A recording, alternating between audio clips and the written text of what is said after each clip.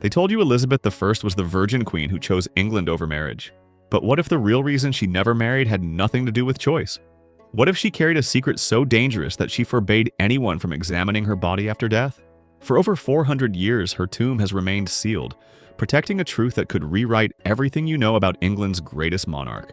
Some historians believe that truth involves the body of a boy. What happens when a queen refuses to let anyone examine her body after death? In March 1603, something unprecedented occurred in the final moments of Elizabeth I's life.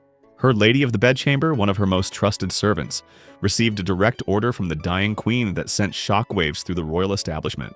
No autopsy, no examination. No one was to look at her body once she was gone. This wasn't a casual request whispered in delirium. Elizabeth was crystal clear, emphatic, almost desperate in her command. For a monarch whose every decision had been calculated and political, this final order seemed deeply personal, almost panicked. Other kings and queens throughout history welcomed post-mortem examinations as a way to document their reign, to prove they hadn't been poisoned, to leave medical records for posterity, but Elizabeth wanted none of it. She wanted her body sealed away forever, hidden from the eyes of doctors, historians, and anyone who might discover what lay beneath the crown and costume. The question that has haunted historians for over 4 centuries is simple and terrifying. What was she hiding? The speed at which they sealed Elizabeth's body should have raised immediate red flags. Within hours of her death, not days, her corpse was wrapped in treated cloth and placed inside a lead coffin that was soldered shut before anyone outside her innermost circle could see what happened in that death chamber. Lead coffins were standard for royalty, but the timing was not. Normally, royal bodies lay in state for days, sometimes weeks, allowing nobles, clergy, and physicians to pay respects and document the monarch's passing. Elizabeth's body was sealed so fast that rigor mortis hadn't fully set in. The few servants present during the preparation were immediately scattered across England, sent to remote estates with generous pensions and terrifying threats about what would happen if they ever spoke about what they witnessed. High-ranking nobles who demanded access to witness the preparation were turned away by guards with explicit orders from the Privy Council. Even the doctors who had attended her final illness found themselves mysteriously excluded from the death chamber. 3 of those physicians died within a year of Elizabeth's passing, under circumstances that were never properly explained. One was listed as dying from sudden fever, a diagnosis so vague it meant nothing. Another fell downstairs and broke his neck. The third suffered what records called apoplexy, another convenient catch-all term. These weren't elderly men at the end of their natural lives. They were experienced physicians in the prime of their careers, and they all died before they could write memoirs or confide what they had observed about the Queen's true physical condition. But here's where the story takes an even darker turn. Elizabeth's tomb at Westminster Abbey has remained sealed since 1606, when King James I moved her remains to share a tomb with her half-sister, Mary I. Every other English monarch of significance has been studied, examined, even exhumed for historical and scientific purposes. In 2012, researchers literally dug up Richard III from under a parking lot and subjected his skeleton to comprehensive DNA testing, CT scans, and facial reconstruction. Henry VIII's tomb was opened. Medieval kings have been examined. Ancient Egyptian pharaohs have been unwrapped and genetically analyzed. But not Elizabeth. Multiple requests from prestigious universities and museums have been denied over the centuries. In 1952, historians petitioned to examine her remains during the coronation of Elizabeth II. Denied. In 1975, when new non-invasive technology that could scan through the coffin without opening it became available. Denied. In 2003, on the 400th anniversary of her death, with promises of absolute discretion and state-of-the-art preservation techniques. Denied again. The official reason is always respect for the dead, but that excuse rings hollow when you realize they've opened every other royal tomb without such concerns. What makes Elizabeth so different? What secret lies in that sealed coffin that the British establishment has protected for over 400 years? The answer might be hiding in a small village called Bisley, and a childhood incident that was supposed to stay buried forever. Picture London in 1544, a city gripped by plague. The Black Death was sweeping through the streets, killing thousands. And King Henry VIII made a decision that would change history in ways he could never imagine. He sent his 10-year-old daughter Elizabeth to the countryside, to a manor house in the quiet village of Bisley in Gloucestershire, far from the disease-ridden capital. The young princess was placed under the care of trusted guardians and her governess Cat Ashley, a woman who had been with Elizabeth since early childhood and was fiercely devoted to her. Overcourt House in Bisley seemed like the perfect refuge, a sprawling estate surrounded by forests where the princess could recover her health and continue her rigorous education away from danger. Elizabeth was known to be a sickly child, prone to fevers and mysterious illnesses that worried her guardians constantly. The countryside air was supposed to heal her, strengthen her, prepare her to eventually take her place in the royal succession. For weeks, everything seemed fine. Elizabeth studied Latin with her tutor, practiced her needlework, and played in the gardens with local children who had been carefully vetted to be her companions. Then, without warning, disaster struck. The princess fell violently ill with what the records vaguely describe as acute fever. Within days, she was dead. Imagine the absolute terror that gripped Kat Ashley when she realized what had happened. The daughter of Henry VIII, the man who had executed 2 wives, who had broken from Rome and torn England apart over the question of royal succession, was dead under her watch. Henry was scheduled to visit Bisley to see his daughter, and he was already on his way. There was no time to send word to London, no time to prepare an explanation, no time to do anything except face the king's legendary rage when he discovered his daughter was gone. Henry VIII didn't handle disappointment well. He had sent men to the executioner's block for far less than allowing a royal princess to die. Kat Ashley and the other guardians faced not just dismissal, but likely treason charges and death. They made a desperate decision born of pure panic. They would hide the body and find a replacement child who could fool the king during his brief visit. It sounds insane, impossibly reckless, but they were facing certain execution if the truth came out. They searched frantically through the village for a girl who matched Elizabeth's age and appearance. Red hair, pale complexion, similar build and features. But Bisley was a tiny village, and there simply wasn't a suitable girl available. The clock was ticking. Henry's entourage was getting closer. Then someone remembered that Elizabeth had a favorite playmate, a local child she spent hours with in the gardens. There was just one devastating problem with this potential stand-in. He was a boy. They dressed a red-haired boy in Elizabeth's finest gowns, styled his hair to match the princess's elaborate braids, and coached him frantically on how to behave when the king arrived. The child was terrified, but he was also clever and quick to learn. Henry VIII had always been somewhat distant with his daughter Elizabeth. He rarely visited her, and when he did, the meetings were brief and formal. Elizabeth had learned to be quiet and deferential around her frightening father, speaking only when spoken to, keeping her eyes lowered respectfully. The boy mimicked this behavior perfectly. When Henry arrived at Overcourt House, the child curtsied deeply, murmured appropriate greetings in a soft voice, and answered the king's few questions with rehearsed responses. Henry seemed satisfied. He had never been particularly interested in Elizabeth anyway. She was a girl and therefore less valuable than the son he desperately wanted. He stayed less than an hour, expressed vague approval that his daughter seemed well, and departed for London. The deception had worked. But here's where the conspiracy theory gets truly dark. The Guardians now faced an impossible choice. They could reveal the truth and face execution, or they could continue the deception indefinitely. They chose survival. The boy who had pretended to be Princess Elizabeth for one afternoon would have to become Princess Elizabeth forever. You might think this sounds like pure fantasy, just another wild historical conspiracy theory with no basis in reality. But in 1879, something was discovered in Bisley that made people reconsider. During renovations to the village church, workers uncovered a hidden grave containing the skeleton of a young girl dressed in elaborate Tudor-era clothing. The clothing was expensive, far beyond what any ordinary village child would wear. The grave had been deliberately concealed, hidden in a way that suggested someone wanted it to stay secret. No records existed of who this child was or why she had been buried in such a secretive manner. The villagers had their own explanation passed down through generations. They claimed it was the real Princess Elizabeth, the girl who died in 1544 and was replaced by a boy. But the story doesn't end there. Bisley has a peculiar tradition that has continued for centuries. Every May Day, the village celebrates with a festival where a boy is dressed as Queen Elizabeth I in elaborate gowns and makeup. It's called the Bisley Boy tradition, and nobody can explain where it came from or why it specifically involves a boy dressed as the Queen. When asked about the origins of this custom, village historians admit they don't know, but acknowledge it's been happening for as long as anyone can remember, dating back to at least the late 1500s. Was this tradition a hidden confession? A way for the villagers who knew the truth to preserve the secret in plain sight? Now here's where this theory gets serious historical credibility.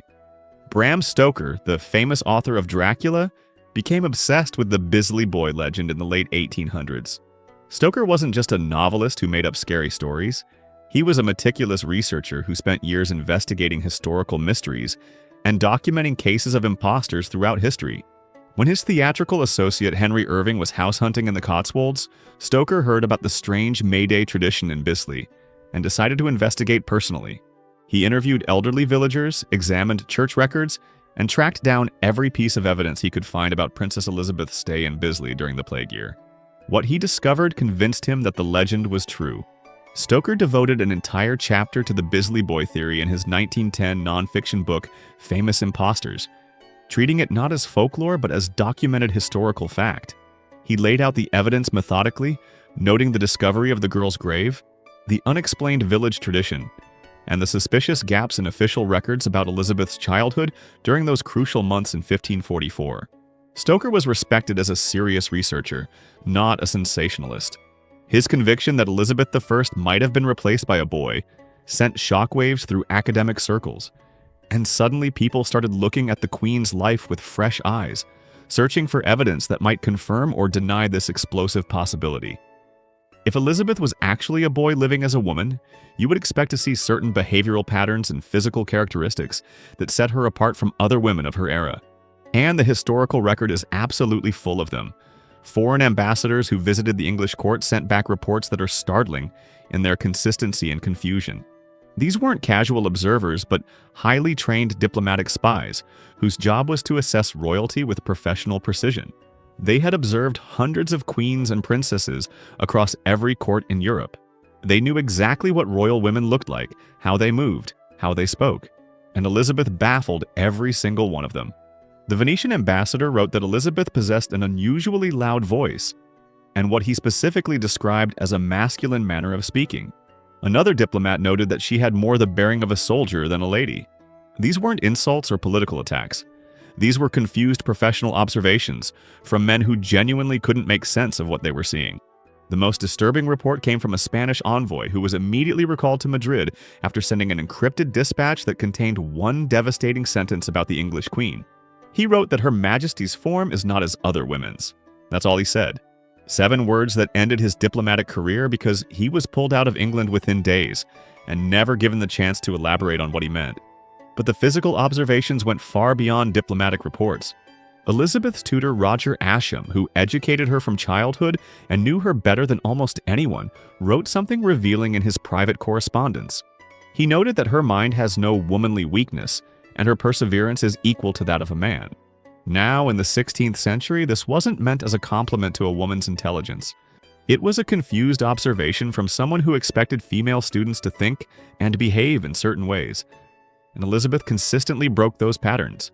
She mastered Latin, Greek, and multiple modern languages with a speed that amazed her teachers. She could debate theology with bishops and outmaneuver counselors twice her age in political discussions. Her physical stamina was legendary. She would hunt for hours, outlasting men half her age. She could ride for entire days without showing fatigue. Ambassadors noted her unusually large and powerful hands for a woman. They commented on her stride, which was long and confident, rather than the mincing steps expected of noble ladies. Most strikingly, Elizabeth was exceptionally tall for her era, standing above many of the men at her court. In a time when the average woman was around 5 feet tall, Elizabeth towered over other women and matched the height of her male courtiers. All of these characteristics individually might be explained away, but taken together, they paint a picture that made contemporary observers deeply uncomfortable. The most famous piece of evidence comes from Elizabeth's own mouth, and it's chilling when you consider the Bisley Boy theory. In 1588, when the Spanish Armada threatened England's shores, Elizabeth rode to Tilbury to address her troops before the expected invasion. She was 55 years old, a veteran of decades of political survival, and she gave a speech that has become legendary in English history. Standing before thousands of soldiers in full armor, she declared words that have echoed through the centuries. She said, "I know I have the body of a weak and feeble woman, but I have the heart and stomach of a king, and of a king of England too." Think about that phrasing. I have the body of a weak and feeble woman. Why would she say that? Elizabeth was famously vain about her appearance, obsessive about her image, carefully controlling every public presentation of herself. Yet in this crucial moment, addressing her army, She specifically draws attention to having a woman's body while claiming a king's spirit. Was this just rousing rhetoric? Or was it something darker? Was she acknowledging a truth hidden beneath her elaborate costumes? A body that didn't match the gender she presented to the world? The soldiers cheered her speech, inspired by their queen's courage. But if you read those words knowing the Bisley Boy theory, they take on a completely different and unsettling meaning. Everything about Elizabeth's appearance was artificial, controlled, and deliberately concealing. From her 20s onward, she wore increasingly elaborate wigs that completely covered her natural hair. The official explanation was that she suffered from hair loss due to smallpox in 1562, but some historians question whether she ever had smallpox at all, noting that the supposed scarring was never visible and the illness was used as a convenient excuse to begin wearing wigs. Those wigs became more extreme as she aged, towering constructions decorated with jewels and pearls that added nearly a foot to her height. What was she hiding beneath them? A receding hairline that was naturally masculine? The heavy white makeup that became her trademark was supposedly to achieve the pale complexion that Tudor beauty standards demanded. But Elizabeth took it to extremes that poisoned her. She painted her face with Venetian ceruse, a mixture of white lead and vinegar that created a porcelain mask, but also slowly destroyed her skin and poisoned her bloodstream. By the end of her life, her face was so damaged by the toxic makeup that witnesses said it looked like it was melting off. Why would she subject herself to decades of poisoning unless she was hiding something beneath that mask? And her clothing. Elizabeth wore the highest collars, the most elaborate ruffs, the most concealing gowns of any monarch in history. Her dresses had structured bodices that created an artificial silhouette, disguising her natural body shape. She never appeared in public without multiple layers of clothing that made it impossible to see her true form. Here's the question that has haunted historians since the day Elizabeth took the throne. Why didn't she marry? This wasn't a minor political issue. This was the single most important decision facing the English monarchy, and Elizabeth refused to make it for 44 years. The pressure on her was absolutely relentless and came from every direction imaginable. Her own Privy Council begged her constantly to choose a husband. William Cecil, her closest and most trusted advisor, wrote desperate memoranda pleading with her to marry before it was too late for children. Parliament formally petitioned her multiple times to select a consort and produce an heir. Foreign kings and princes from every major power in Europe proposed marriage. Philip II of Spain offered himself as a husband. The Archduke Charles of Austria pursued her for years. The Duke of Anjou came to England and courted her personally. Swedish, Danish, and German princes all sent representatives hoping to negotiate a match. Elizabeth was the most eligible woman in the entire world, and her marriage could have formed an alliance that would have shaped European politics for generations. Yet she refused them all. She always had excuses. The timing wasn't right. This particular candidate had diplomatic complications. She needed more time to consider England's interests. She would decide soon. Always soon, never now. The political stakes of her refusal to marry couldn't have been higher. England's entire future depended on the succession. Elizabeth had no siblings who could inherit.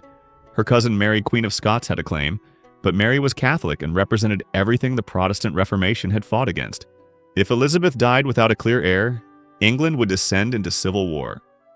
Catholics would rally behind one claimant, Protestants behind another, and foreign powers would invade to support whichever faction served their interests. Elizabeth knew all this. She was brilliant at political calculation, always thinking several moves ahead like a chess grandmaster. She understood that her refusal to marry was potentially dooming England to chaos after her death. Yet she still refused. Historians have proposed numerous explanations over the centuries. Some argue she was psychologically traumatized by watching her father Henry VIII cycle through 6 wives, 2 of them beheaded. Some suggest she was playing an elaborate diplomatic game, using the perpetual possibility of marriage as a bargaining chip to manipulate foreign powers. Some believe she genuinely preferred political independence to the subordination that marriage would have brought. But there's another explanation that fits the evidence perfectly. What if Elizabeth physically couldn't marry because any husband would have discovered her secret on the wedding night? What if the celebrated Virgin Queen wasn't choosing virginity at all, but desperately hiding a biological reality that would have destroyed everything? In 1559, less than a year into Elizabeth's reign, something extraordinary happened that sent shockwaves through European courts. The Count de Feria, a senior advisor to King Philip II of Spain, wrote an encrypted dispatch that was so sensitive it was hidden in Spanish archives for centuries. In that letter, he stated something that should have been impossible for him to know. He wrote that if his spies do not lie, which he believed they do not, for a certain reason which they have recently given him, he understood that Elizabeth will not bear children. Read that again carefully. Less than a year into her reign, before she had rejected any major marriage proposals, Spanish intelligence had somehow determined that Elizabeth was incapable of bearing children. How did they know this? What certain reason had their spies discovered? The phrasing suggests they had concrete information, not speculation or rumor. Spanish intelligence was the best in Europe, with agents embedded throughout the English court who reported everything they observed. They had somehow learned something specific about Elizabeth's physical condition that made childbearing impossible. And they knew it with enough certainty to report it to the Spanish king as established fact. This wasn't gossip about her being too old or politically unwilling to marry. This was intelligence about a biological impossibility, discovered less than a year after she took the throne when she was only 25 years old. The Count's letter raises a terrifying question. How many people at the English court knew the truth? Clearly, Spanish spies had discovered something concrete enough to report to Madrid with confidence. That means someone in Elizabeth's inner circle either knew her secret or had observed something that revealed it. Were there courtiers who suspected? Ladies-in-waiting who had seen too much during private moments? Physicians who had examined her and been sworn to silence? The evidence suggests that Elizabeth lived in constant fear of discovery, taking extreme measures to control who had access to her body. She limited her physicians to a tiny circle of trusted doctors who had served her since childhood. When she fell seriously ill in 1566, an illness so severe that everyone believed she was dying, her doctors begged for permission to examine her properly. Elizabeth initially refused, even though her life was at stake. The political situation became so desperate, with counselors preparing for civil war over the succession, that she finally granted permission for her personal physician, Dr. Hewick, to conduct a thorough examination. What happened in that examination room has haunted historians ever since. When Dr. Hewick emerged after nearly an hour alone with the Queen, witnesses reported that his face had gone completely pale. He looked troubled, as if he had seen something that shook him to his core, and his hands were trembling. He refused to discuss what he had discovered beyond prescribing immediate treatment. After that examination, Dr. Hewick became a different person. He withdrew from court life, stopped attending social functions, and avoided conversations with medical colleagues who wanted to discuss interesting cases. When other physicians tried to consult with him about the Queen's ongoing health, he would change the subject abruptly or simply walk away without explanation. Whatever he had seen during that examination affected him so profoundly that he couldn't speak about it, even with trusted professional peers. A year later, Dr. Hewick was dead. The official cause recorded in death registers was sudden fever, that conveniently vague diagnosis that explained nothing and ended all inquiry. His medical notes and personal papers were never found.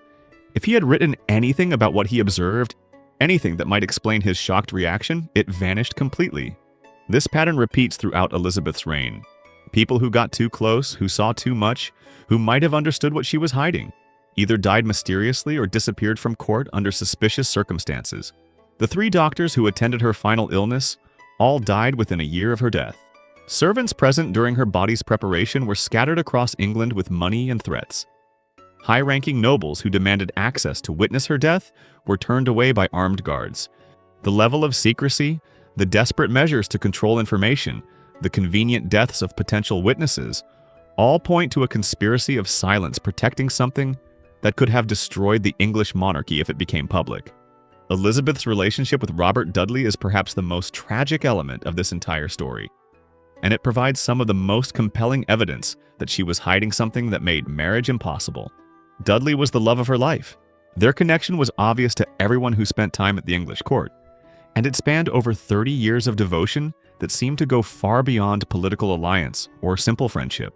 They had known each other since childhood, both imprisoned in the Tower of London during the reign of Mary I, both facing possible execution. In that crucible of shared terror, they formed a bond that shaped both their lives forever. When Elizabeth became queen, one of her very first acts was to appoint Dudley as Master of the Horse, a position that required him to be constantly at her side. They rode together every morning, danced together at every celebration, and shared private moments that scandalized foreign ambassadors.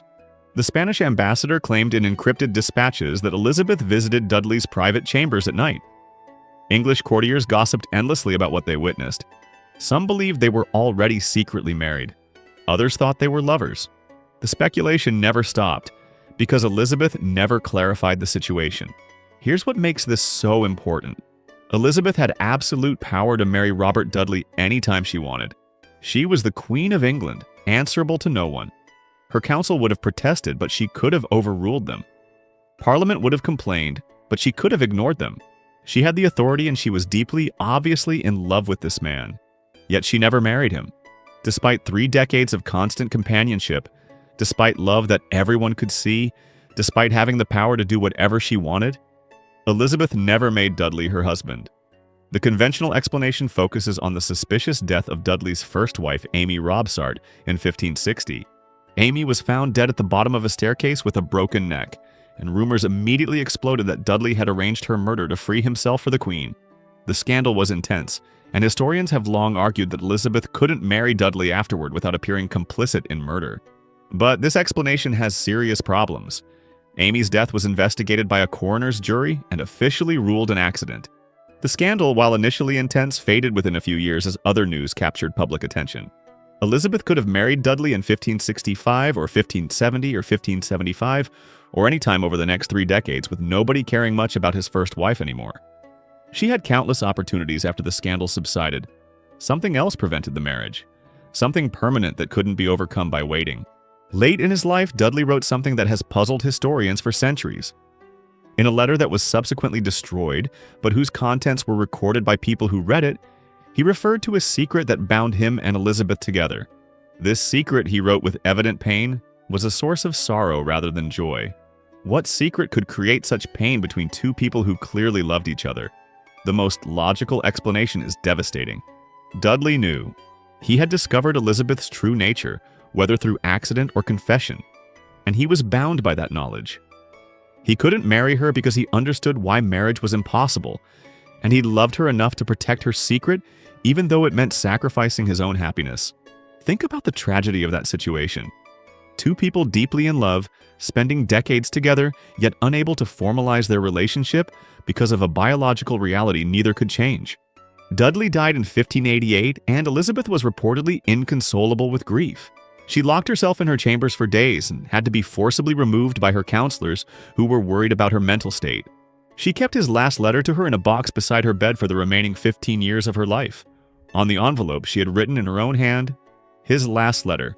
The depth of their connection, the pain of their separation, the secret they shared, all suggests a relationship that went far beyond politics or simple romance. They were bound together by knowledge that could never be spoken. A truth that explained why the most powerful woman in England couldn't marry the man she loved. And when Elizabeth's own death approached in 1603, she took extraordinary measures to ensure that truth would die with her, sealed in a coffin that has never been opened since. By early 1603, everyone at the English court could see that death was approaching for Elizabeth I. She was 69 years old, ancient by the standards of her era, and failing in ways she could no longer hide. The famous energy that had sustained her for 4 decades was gone. She moved slowly, tired quickly, and the sharp wit that had terrified courtiers seemed to come and go unpredictably. Most dramatically, she stopped wearing the elaborate makeup that had been her mask for 45 years. The white Venetian ceruse that had hidden her features and slowly poisoned her was abandoned. She told her horrified ladies that she was past caring what people saw when they looked at her. Foreign ambassadors sent carefully worded dispatches home, advising their governments to prepare for the transition in English leadership. As her body shut down, Elizabeth's behavior became increasingly strange. She stopped eating almost entirely, managing only occasional sips of broth because swallowing had become agonizing. Her abdomen began swelling grotesquely over the final weeks, expanding until she appeared several months pregnant. The irony was devastating. The Virgin Queen, who had spent her entire life refusing motherhood, now looked pregnant as she approached death. The swelling was almost certainly fluid accumulation as her organs failed, but the symbolism haunted everyone who witnessed it. Then came the strangest behavior of all. Elizabeth refused to go to bed for nearly 2 weeks. She absolutely refused to lie down despite desperate pleas from everyone around her. Her doctors begged her to rest properly. Her counselors implored her to preserve her strength. Her ladies tried every argument they could think of. She rejected them all. She sat in chairs, propped herself against cushions piled on the floor, and let her attendants hold her upright when she couldn't manage on her own. But she would not get in that bed. When asked why, Elizabeth gave different answers, none entirely coherent. "Once I lie in that bed," she said, "I shall never rise again." Another time she insisted that the bed is a trap, that death waits there. Sometimes she just shook her head violently and refused to speak about it. Was this psychological terror, a final attempt to maintain control by refusing to surrender to death? Or was it physical, some medical reality that made lying flat unbearably painful or even dangerous? We'll never know because of what happened next. On March 24th, 1603, Elizabeth Tudor stopped breathing. And the moment she died, her counselors moved with extraordinary speed, as if they had been preparing for this exact moment for a very long time. The doors to her chamber were locked immediately. Guards were posted with strict orders that absolutely no one could enter or leave without explicit permission.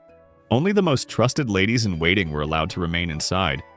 Even high-ranking nobles who should have had access were removed without explanation. The preparation of Elizabeth's body happened behind those locked doors with only a handful of witnesses, all of whom were given explicit and terrifying instructions. Speak of nothing you see. Nothing. They began undressing the Queen's corpse, removing the elaborate layers that had hidden her body for 44 years. First the jeweled gown, then the multiple petticoats, then the structural corset that had created an artificial silhouette. When they removed the white makeup, witnesses reported that it came away in sheets, literally peeling off and taking skin with it. Decades of lead-based cosmetics had eaten through her flesh, creating wounds that looked like acid burns. One lady in waiting vomited at the sight and was immediately escorted out and sent away to a remote estate with instructions never to speak of what she had witnessed. They removed the corset that had been laced tightly for so many years that it was practically embedded in her body. When they cut it away, they discovered deep, permanent grooves across her entire torso, where the boning had pressed into her flesh for decades. Her ribs were visibly misshapen, some cracked and healed improperly from constant pressure. But these horrors, as disturbing as they were, could be explained by Tudor fashion and toxic cosmetics. What they discovered beneath the final layers of clothing was something else entirely, something that multiple accounts describe in coded language as fundamentally wrong. The surviving accounts use euphemisms and vague phrases that have puzzled historians ever since. Something was not as it should be, either absent when it should have been present, or present when it should have been absent. Within hours, Elizabeth's body was wrapped in treated cloth and sealed inside a lead coffin that was soldered shut before rigor mortis had fully set in. The servants who witnessed the preparation were scattered across England within days, sent to distant estates with generous pensions and dire warnings about execution if they ever spoke. The doctors who had attended her final illness began dying under suspicious circumstances, and the coffin was rushed to Westminster Abbey and placed in a vault that has remained sealed for over 400 years. King James I, who had every reason to diminish Elizabeth's memory since she had imprisoned and executed his mother, Mary, Queen of Scots, instead became the most zealous protector of her tomb. He issued explicit orders that her remains were never to be disturbed, never examined, never moved under any circumstances. Why would he protect the reputation of a woman who had killed his mother, unless he knew that opening that tomb would reveal something catastrophic? Unless someone had told him what was discovered when they undressed the Queen's corpse? The British establishment has maintained that protection ever since. For over 4 centuries, they have denied every request to examine Elizabeth's remains, even with modern technology that could scan through the coffin without opening it, even with promises of absolute discretion. They claim it's about respect for the dead, but they've opened every other royal tomb without such concerns. What makes Elizabeth different? What are they still protecting after 400 years? The answer might be that England's greatest monarch, the Virgin Queen, who defined an era and made England a world power, was living as the wrong gender. Whether Elizabeth was born female with a medical condition or replaced by a boy in Bisley, the person who ruled was extraordinary regardless of biology. But if that coffin was ever opened, if DNA tests were ever run, if the truth was ever finally revealed, it would rewrite everything we think we know about one of history's most famous figures. And that's a truth the establishment has decided the world isn't ready to know. If this story has left you questioning everything you thought you knew about history, then you need to subscribe to this channel right now. We're uncovering the secrets that textbooks hide and the conspiracies that change the world. And some of them are even more shocking than Elizabeth's sealed tomb. Hit that like button if you believe it's finally time for Westminster Abbey to let science examine that coffin after 400 years of silence. And drop your theory in the comments below. Do you think Elizabeth was hiding a biological secret that would have destroyed her reign? Was she replaced by the Bisley Boy? Or is there another explanation we haven't considered? Your insights could reveal something historians have missed for centuries. The truth has been buried long enough. Let's uncover it together.